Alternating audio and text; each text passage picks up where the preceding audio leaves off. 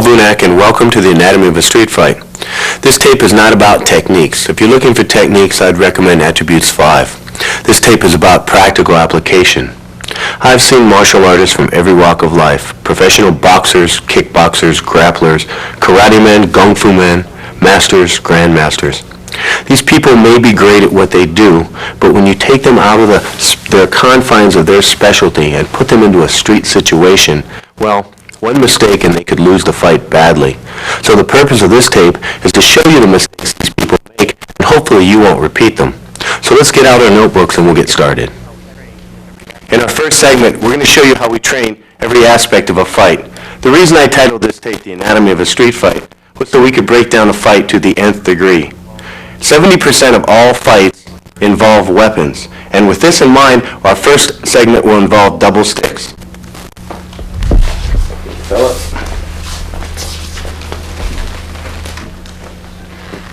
Okay, pat, Ed, ready, and go.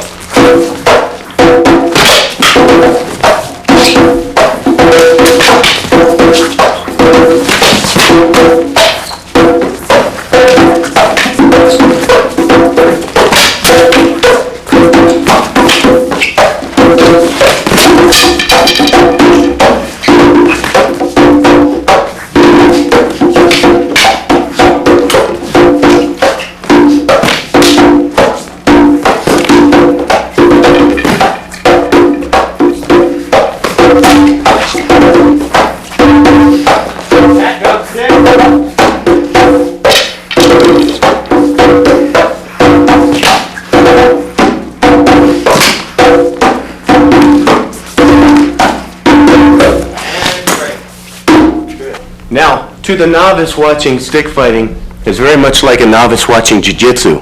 When you watch jiu-jitsu, it might appear that they're just rolling around on the ground, but actually it's a chess match, and you have to pick up all the fine points. That's the same thing with stick fighting. Most people don't realize that. They're not just up there swinging sticks at each other. For every move, the other person is doing a counter. They're aiming for the hand. When they hit the hand, they're skipping up to the head. When the backhand comes in, they're backing up just a tad. The timing, the footwork, the spatial relationship, the line familiarization, the coordination, all this has to come into play. Stick fighting is much more involved than you would think. And when you're in a street fight, if you know how to train the sticks, you have a tremendous advantage.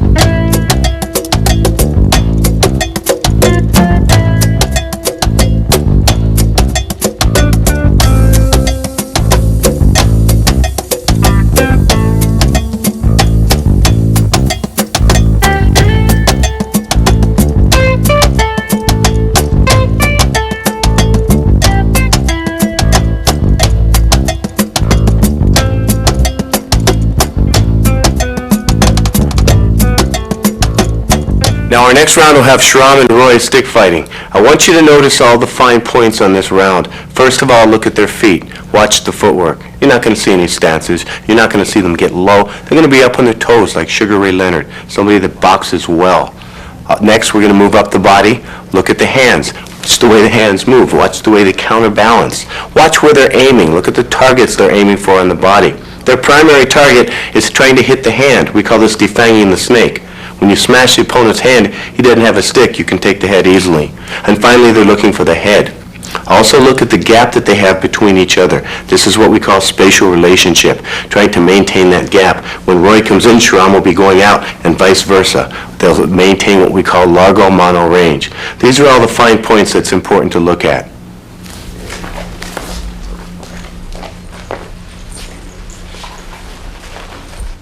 Okay, ready? And go.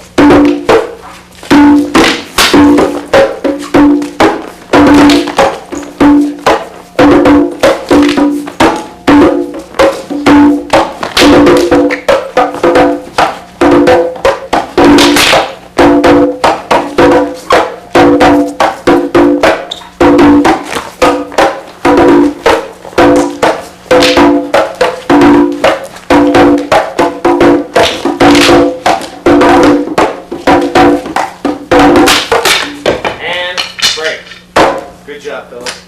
Okay? Now, if that were a real fight, one person lost a stick, what would he do if he couldn't fight empty hands? In our double stick match, one person lost a double stick, what would he do if he couldn't fight single stick? This just exemplifies the point of the ability to flow in a street fight.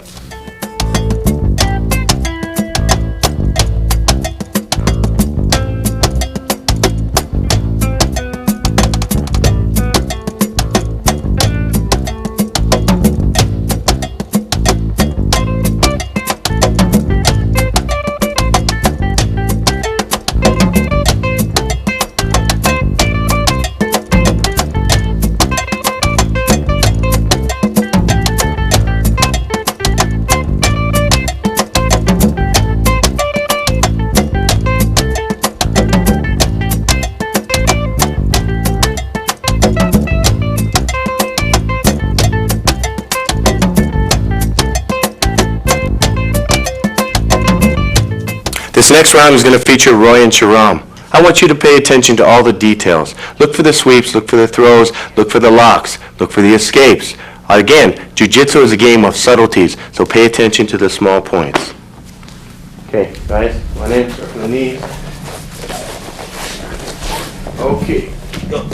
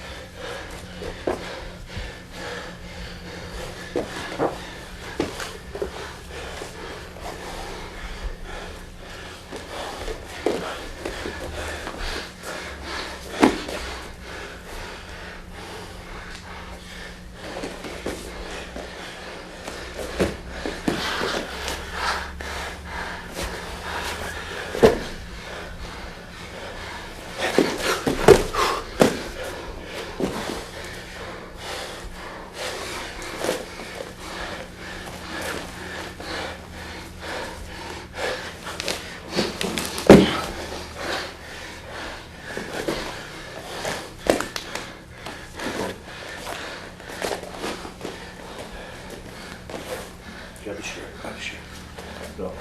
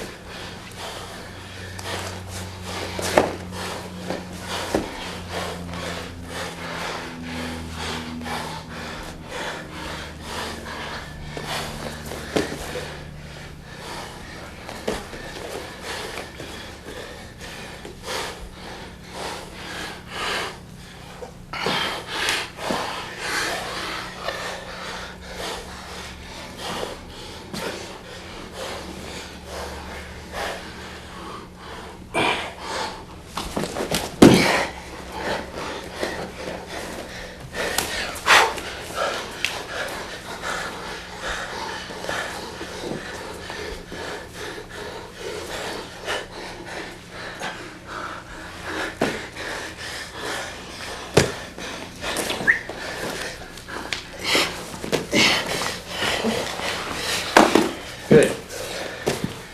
Okay, now we look at that match, probably went a good 5 minutes. So I want you to understand one thing about a street fight. When you get to the ground, you need to resign to the fact that you are not in a rush. Also, if there were biting and eye gouging going on, I don't think it would have lasted 5 minutes. So we have to keep all these factors in mind for a real street fight. Our next round, we're going to have Diana and Brian knife fight, and from the knife, they're going to go right to the ground into the jiu-jitsu game.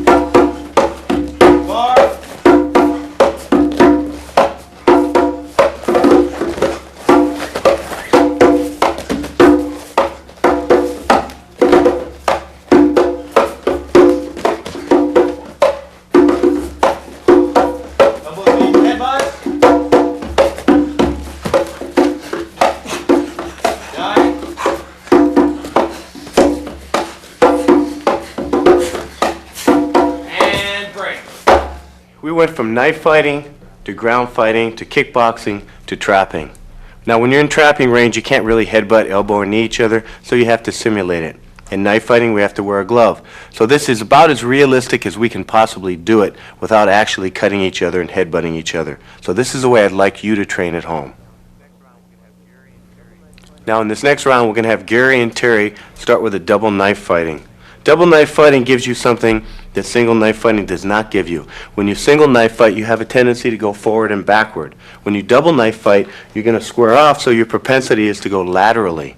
Also, from the double knife fight, we're going to shoot to the ground right into our jiu-jitsu match. They're going to be rolling around a little bit, and then from there, we're going to pop back up and get into trapping.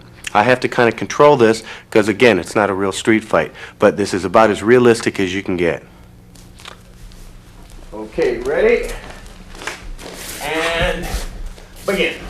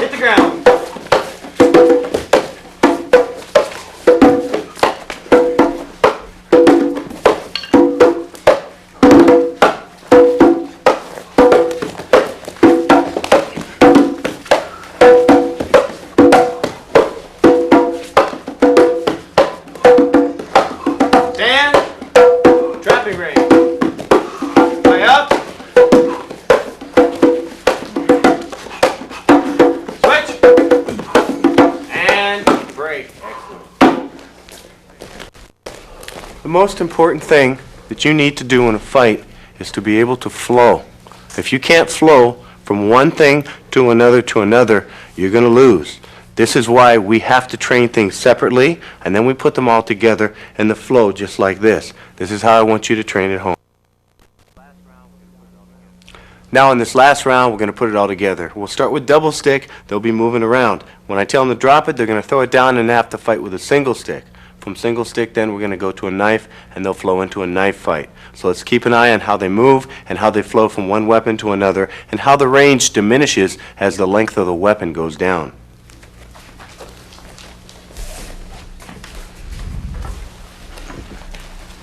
Okay, ready? And go.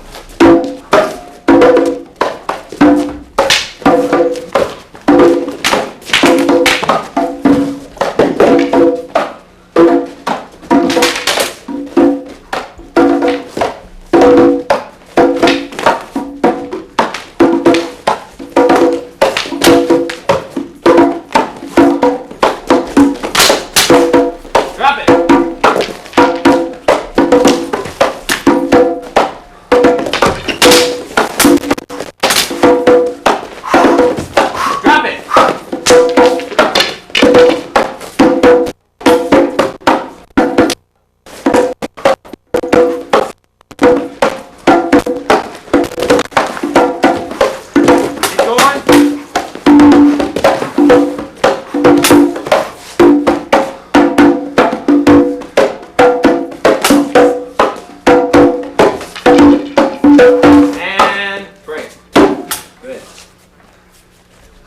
Now, trying to keep this as realistic as possible, okay? Went from two weapons to one to knife fighting. When one guy hit the ground, we always keep moving. I wanted that round to stay in. Notice what happens when you hit on the ground, okay? One guy is circling, he's moving with his footwork. This is where you really need to use footwork. When you're on the ground, you have to stay cutting and try to work your way up. When you train at home, if something goes wrong, if you break a stick, if you fall on the ground, it's so important to keep moving, keep the action going, just like a street fight.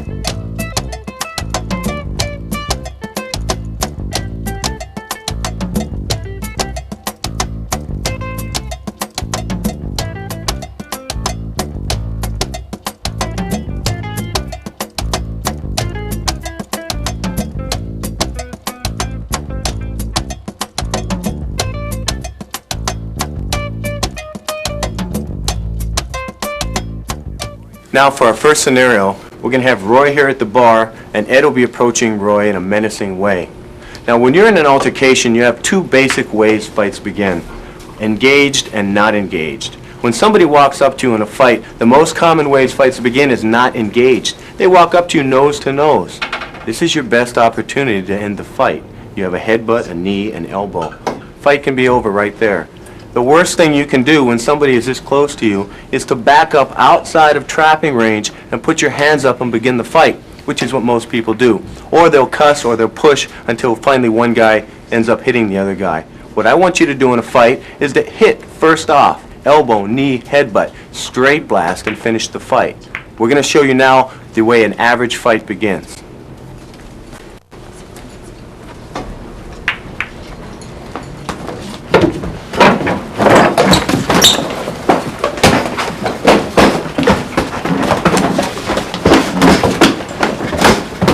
Break. Now, what we saw here was the worst thing a person can do. Ed approached Roy, and the first thing Roy did was he stood up, he had Ed right here for a nice headbutt, and they shoved each other. They both put their hands up, and then they allowed each other to begin the fight. You don't want to do this. Jeet Kune is intercepting. So to intercept the fight right away, you hit first. So our first rule is, the firstest with the mostest is the bestest.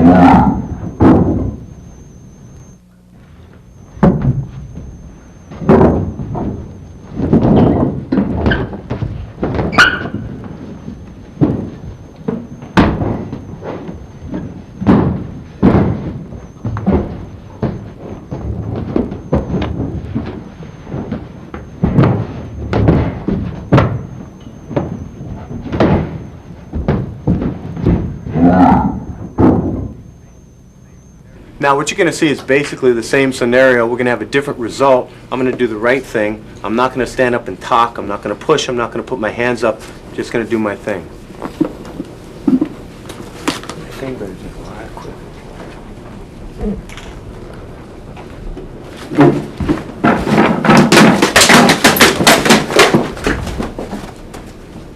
Now, as you notice, Joe could have been a better fighter than me. I don't know. I never gave him that chance. I never put my hands up. I never got into a stance. I just started with a headbutt and ended it. Remember, firstest with the mostest is the bestest.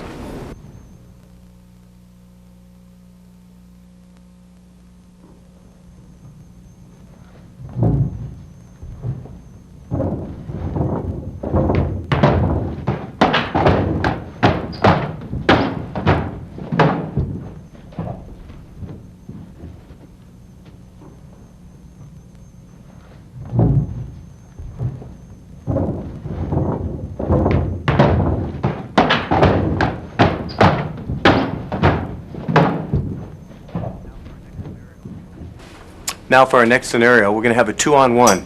We're going to have Trevor approaching the two people. Instead of splitting the people up, he's going to hit one guy and come back and hit the other guy. This is very common. Jumping right in the middle of a fight. This is not what we want to do. Let's see how the results end up.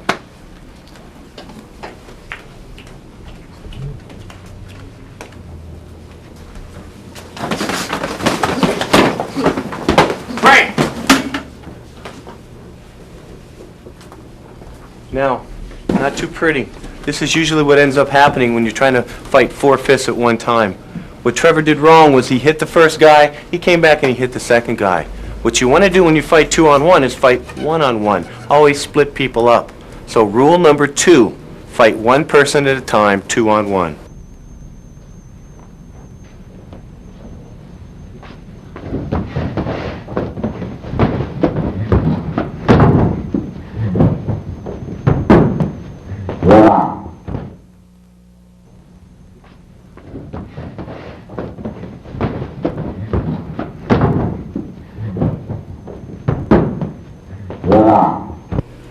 Now what you're going to see here is the same scenario. The only difference is I'm going to split the people up. I'm not going to fight 2 people at once. I'm going to get my first good shot in, and I'm going to do a straight blast. The best thing about a straight blast is it splits people up when you have a mass attack.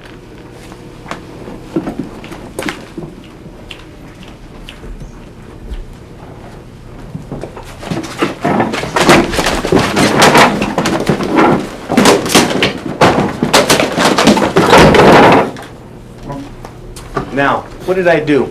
I didn't fight two people at once. I didn't stay in the middle, hit one person, and then come back and hit the other guy. By straight blasting Ron, that gave me the latitude to back up, get my hands up, and fight the next bad guy. Rule number 2, fight one person at a time.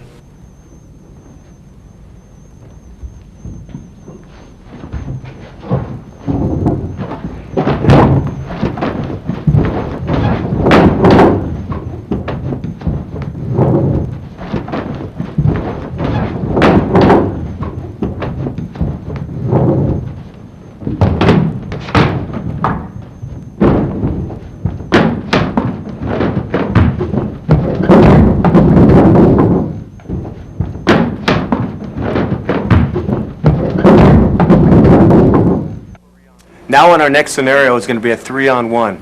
A 3-on-1 in a close quarter situation is pretty much a no-win scenario.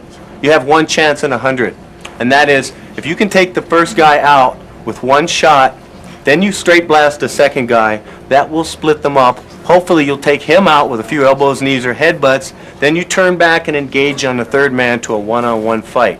If you don't do that, you're going to be stuck in the middle, what I call the fog of war, and you're just going to get swarmed on. Let's take a look at it.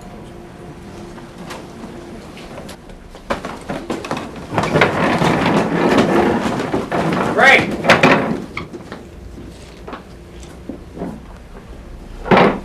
Now, Diallo got stuck in the fog of war. What he chose to do was stay right in the middle. He took one punch, he took another punch here, and he got swarmed on by 6 punches. So remember, when we're fighting a mass attack, always fight one person at a time.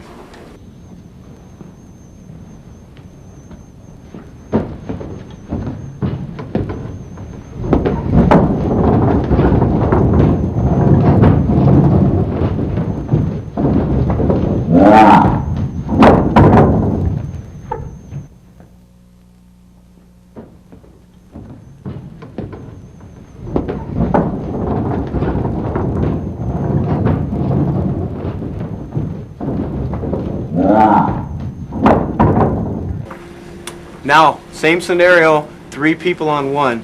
Hopefully I'm going to take the first guy out with my first best blow. I'm going to separate the other 2, and then I got a one-on-one shot. That's my only chance at this.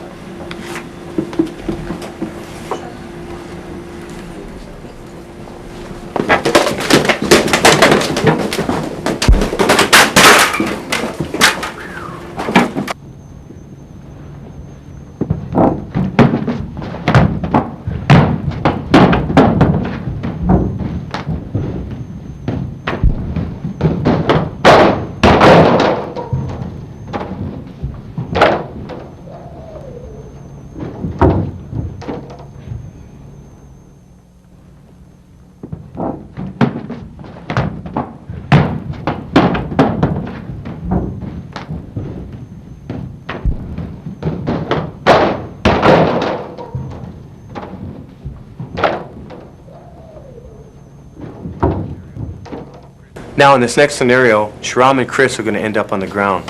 At that point, it will be a good idea to know how to ground fight. Remember, when you're in an altercation, you don't know what kind of a fight you're going to be in. Could be a weapons fight, could be a one-on-one, could be a 2-on-1, could be a ground fight. So none of this information is available to you until the time comes. So therefore, you have to have the ability to flow.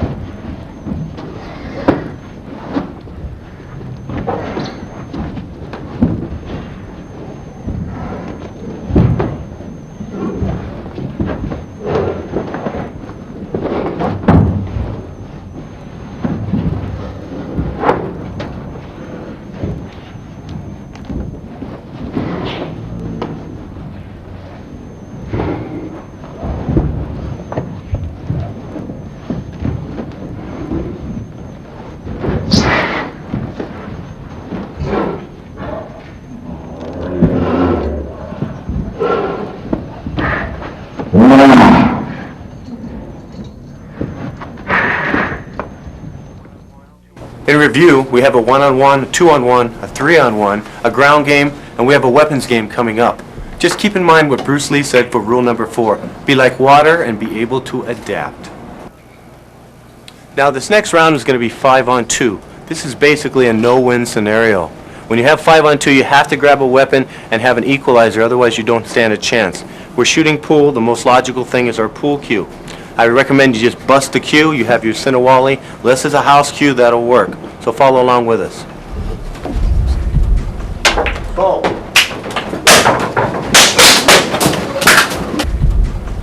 Go.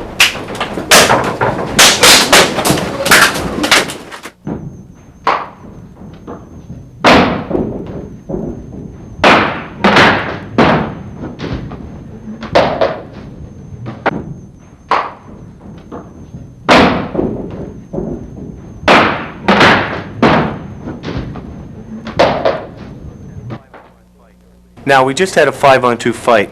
As you saw in a 3-on-1, when everybody swarmed on Diallo, you stand no chance whatsoever. So our only prayer would have been to grab a stick, grab any kind of equalizer, which is what we did.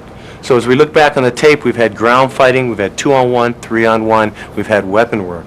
So remember, rule number 5, grab an equalizer.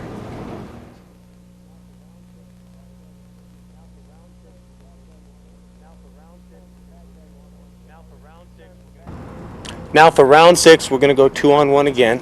This time the bad guys are coming already engaged, meaning the hands are up and they're on their toes. So I don't have the luxury of just coming in with a headbutt and going with my straight blast. I have to be on my toes. Again, I'm zoning one person away from the other, only fighting one guy at a time. This first round, we're not going to throw any punches. We're just going to show you how the footwork is applied. Then we're just going to blend right in with the punches. Okay, guys.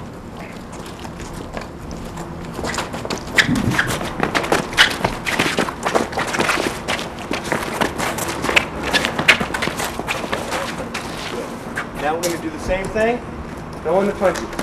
Ready? And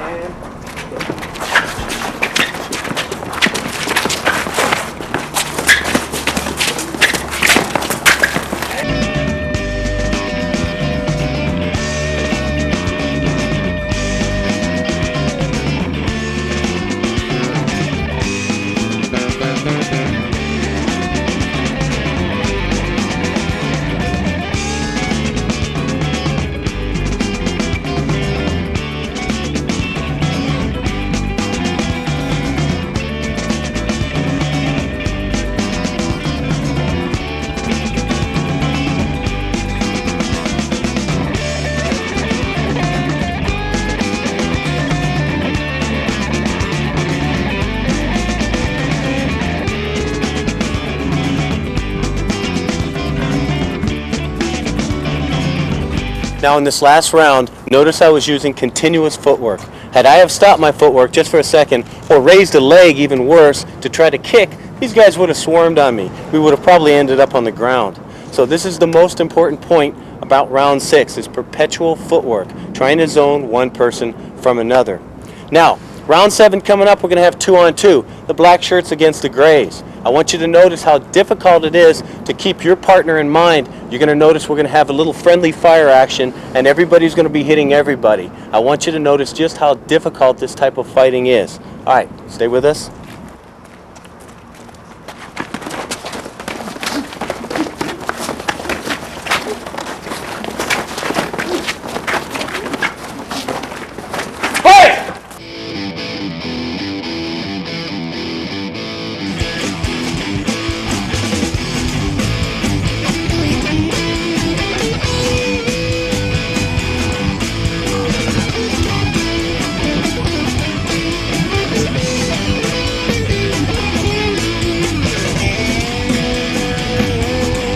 Now on round 7, our last 2-on-2 match, we started to see things get a little cloudy, what I like to call the fog of war. When you have two people fighting two people, even though they're throwing punches, they're not exactly boxing. It doesn't look like a boxing match. Our next round coming up is going to be 3-on-3. You're going to really see this. I want you to try to keep track of the people. We have somebody in gray, we have somebody in black. Try to keep track of who is punching who, so you get to see exactly what a real fight looks like.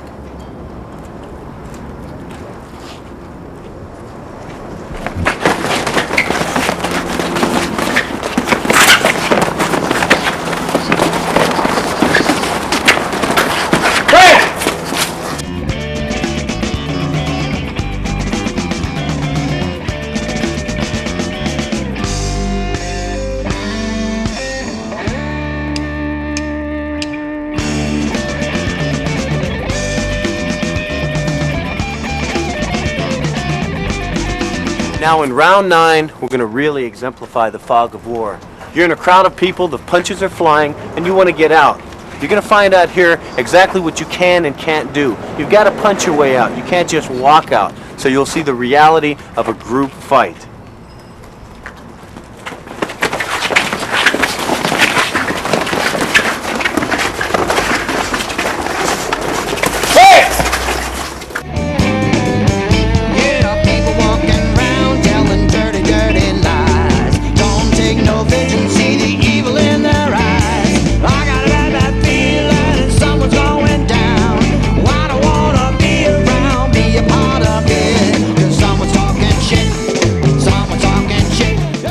Well, I hope you enjoyed the anatomy of a street fight.